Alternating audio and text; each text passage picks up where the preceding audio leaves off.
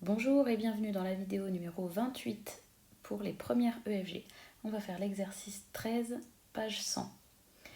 Deux cultivateurs A et B produisent respectivement 65% et 35% de la quantité totale de fraises vendues à une fabrique artisanale de confiture. Les pourcentages de fruits sains sont respectivement 97% et 95%. Ça veut dire chez A, il y a 97% de fruits sains et chez B, 95%. On choisit une fraise au hasard. Si elle n'est pas saine, quelle est la probabilité pour qu'elle ait été cultivée par B? Alors c'est un peu tordu comme exercice. Je vais vous le faire avec deux méthodes. D'abord, je vais vous montrer qu'on peut le résoudre à l'aide d'un arbre.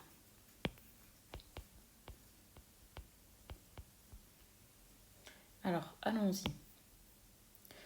Tout d'abord, la fraise, donc, elle a deux possibilités. Soit elle vient du cultivateur A, soit elle vient du cultivateur B. Si elle vient de chez A, eh bien, cela représente 65% de la quantité de fraises totale. Et chez B, 35%. On a bien 100 en tout. Maintenant, si elle est chez A, il y a deux possibilités.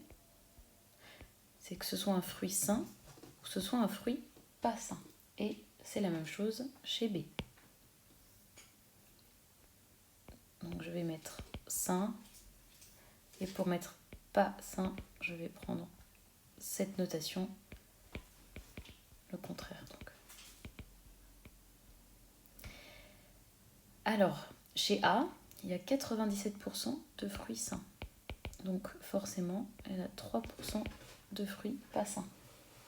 Chez B, c'est 95%.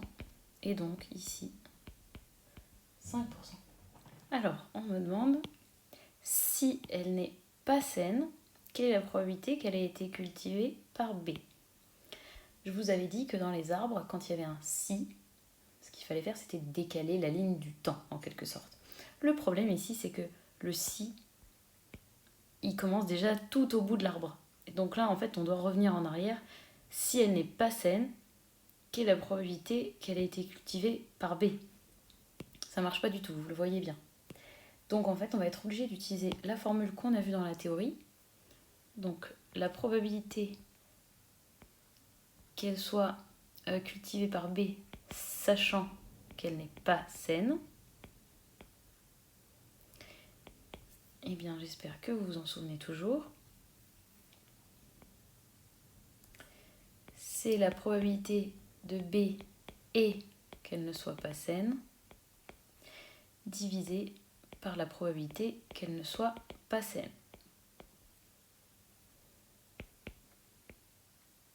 Alors, la probabilité qu'elle vienne de B et qu'elle ne soit pas saine, ça c'est facile. On doit suivre ce chemin. Donc on a 35% fois 5%.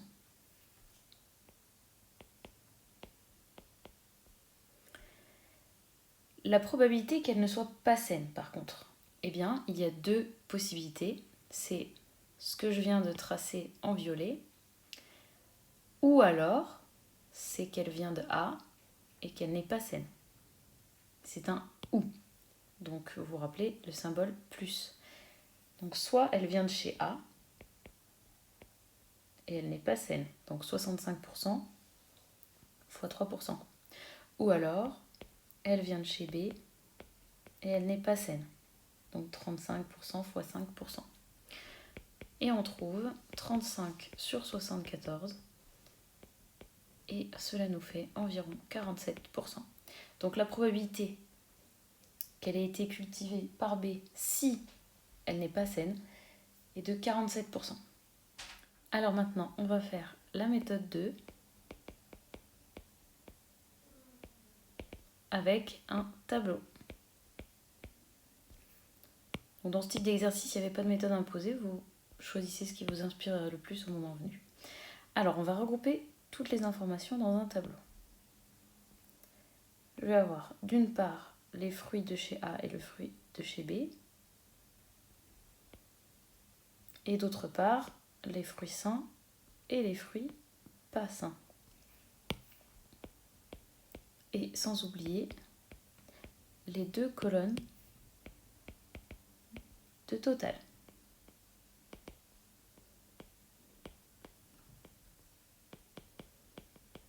Alors ici, il faut juste faire attention, on va devoir faire des pourcentages de pourcentage.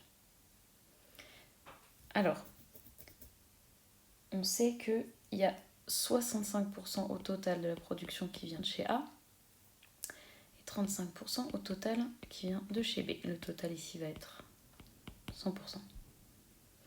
Maintenant, le reste, malheureusement, je ne peux pas remplir comme ça aussi facilement. Il faut faire les calculs de pourcentage. Donc, si je suis chez A,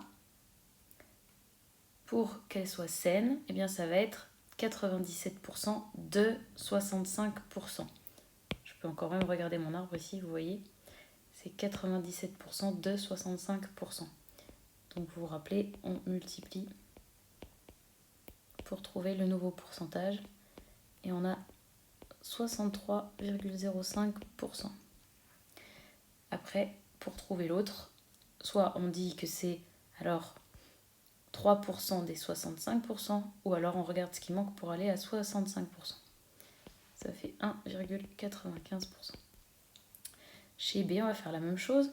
Donc, le fruit est sain, on va avoir 95% de 35%.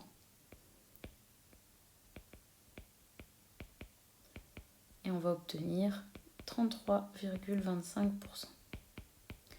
Et pour le reste, on fait une soustraction ou alors on refait le calcul. Et on n'a plus qu'à écrire les totaux. Ici, on va avoir 96,3% et ici 3,7%. Et maintenant, il nous suffit de lire le tableau. Donc la probabilité qu'elle vienne de chez B, sachant qu'elle n'est pas saine. Donc, sachant qu'elle n'est pas saine, ça veut dire que mon total, c'est 3,7%. Et elle vient de chez B et elle n'est pas saine. On est ici, donc 1,75. Et on obtient, j'espère, la même chose que dans la méthode 1, 47% environ. Donc voilà, en principe, la méthode du tableau est plus facile pour la conclusion. Le problème, c'est qu'il faut réussir à faire le tableau. La méthode 2 est plus difficile pour la conclusion, mais l'arbre est plus simple à faire, je pense. Donc voilà, au choix, votre méthode n'est pas imposée. Il nous restera un seul exercice pour finir le chapitre. Rendez-vous dans la prochaine vidéo et mettez un pouce bleu si vous avez tout compris.